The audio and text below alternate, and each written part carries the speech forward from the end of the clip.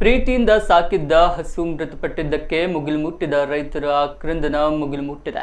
ಹಸುವಿನ ಅಂತ್ಯ ಸಂಸ್ಕಾರ ಮಾಡಿ ರಾತ್ರಿ ತಿಥಿ ಕಾರ್ಯವು ನಡೆಸಿದ ಘಟನೆ ತುಮಕೂರು ಜಿಲ್ಲೆ ತುರುವೇಕೆರೆ ತಾಲೂಕಿನ ಕೋಳಘಟ್ಟ ಗ್ರಾಮದಲ್ಲಿ ನಡೆದಿದೆ. ವಯಸ್ಸಾಗಿ ಮೃತಪಟ್ಟಿದ್ದ ಹಸು ಕಂಚಿರಾಯಪ್ಪ ಎಂಬ ರೈತನಿಗೆ ಸೇರಿದ ಹಸು ಇದಾಗಿದ್ದು, ಮೃತಪಟ್ಟ ಹಿನ್ನೆಲೆ ಶಾಸ್ತ್ರೋಕ್ತವಾಗಿ ಅಂತಿಮ ವಿಧಿವಿಧಾನ ನೆರವೇರಿಸಲಾಯಿತು. ಹಸುಗಳ ಮೇಲೆ ಅಪಾರ ಪ್ರೀತಿ ಹೊಂದಿರುವ ರೈತ ಕಂಚಿರಾಯಸ್ವಾಮಿ ಒಟ್ಟು 15 ಹಸುಗಳನ್ನು ಸಾಕಿದ್ದಾರೆ.